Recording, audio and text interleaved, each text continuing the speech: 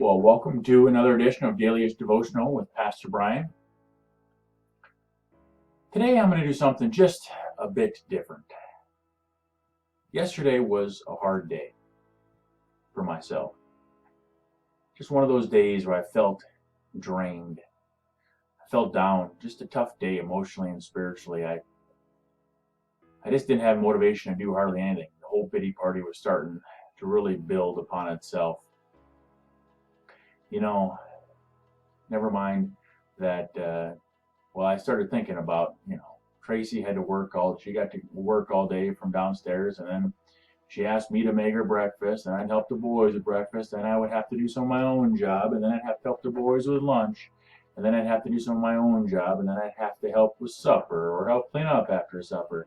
And the pressure was just mounting and too great, and Tracy's breakfast demands are outrageous. I mean, hello, crepes and waffles and pancakes. I mean, doesn't she usually just eat and drink a Diet Coke for breakfast? Why all this desire for the top chef to make it for her?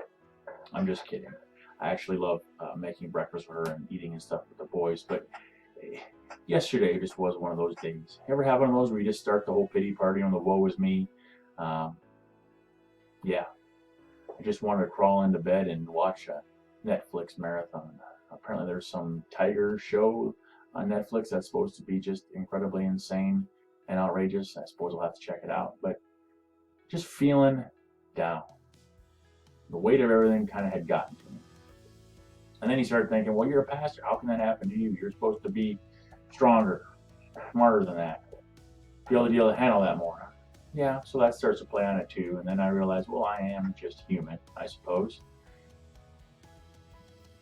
So it was in the afternoon. I was really starting to feel myself and lean into the doldrums and the pity and just the woe is me. And Isaac asked me to play him in a game of one-on-one basketball. And my first response was no. I turned to walk back into the house. A voice inside me said, moron, which is generally how my conscience talks to me because I'm not always that smart. Just give him one game. So I thought, okay. All right, I said, I'll play you. 1 game to 5. No whining when I crush you. I had beaten him, 10, 12 times in a row before, and I could just see his little glimmer of hope in his eyes as he played me this time. And I thought, I better give this to him. I don't want to crush him too hard. So it was a tough game. I broke his ankles once, which means I had faked him out so much that he almost fell over. He won't admit this, but it happened. It was a killer crossover. And I saw that glimmer of hope that he had in his eyes start to fade after that. And I thought, I can't take this from him. I got to let him win. So artfully, I let him win 5-4. He gets real tired of the Magic Johnson just backing down the lane and giving the hook shot. I tell him what my high school coach always used to yell at me. It's too easy. Too easy. And I also remind him that it doesn't matter how tall or how high you can jump. You ain't stopping my hook shot, son. But an amazing thing happened after that game. I felt a lot better. I felt gratitude. I felt gladness. Isaac and I then raked a little portion of the lawn. Had a good talk about things, about how his parents are probably overprotective and not letting him go on outings with friends and stuff. And just had a good chat. And after that, kind of that woe is me, that gloom, that doom kind of left. Simply by listening to that voice inside of me, even though it called me a moron. So I share that with you not to say I have some answers on how to get you out of it. Just share that to say sometimes I'm there too, where I don't feel like doing anything. And it even gets to me sometimes too. And what got me out of it was just some time spent with family and doing something they love and I love too. So if you're feeling that way, call me. Call a friend, call a family member. Talk, just say, hey, today's a tough day. They can probably say, yeah, been there, done that. I want to talk a little bit about Max's book before I jump in. My analytics and study on YouTube show me that people watch this for about 6 minutes. So you've got a minute left before you can tune out. But I want to say I hope to see you Sunday morning, 10 a.m., Facebook Live. We'll have a worship again. The technical crew has been working hard to make sure it's a much smoother experience this time. may have a little bit of interaction even available. So if you have prayer requests and can get on Facebook, let me know. Other prayer requests, of course, just email or call me. But 10 a.m. Sunday morning, Facebook Live. And then next week, we might continue with Max's book. We might jump over into something a little different. I don't know. I'm just wondering if maybe Max's topic is a little heavy all the time. We might jump back and forth a little bit.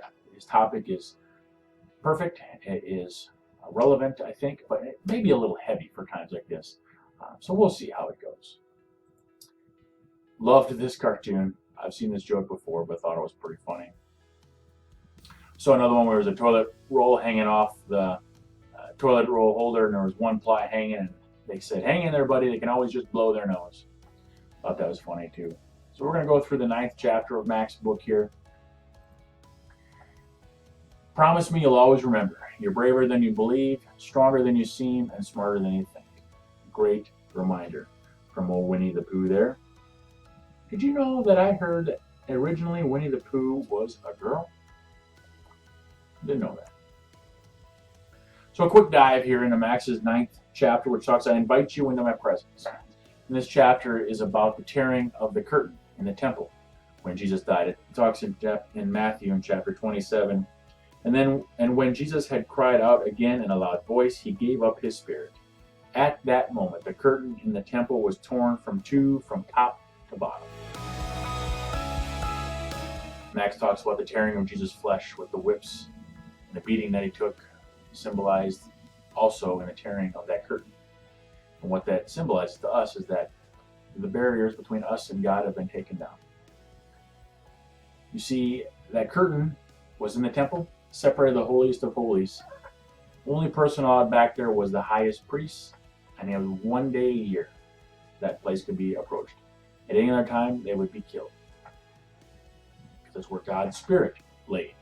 And God is holy, and we are not. So we cannot approach God because of that until Jesus died.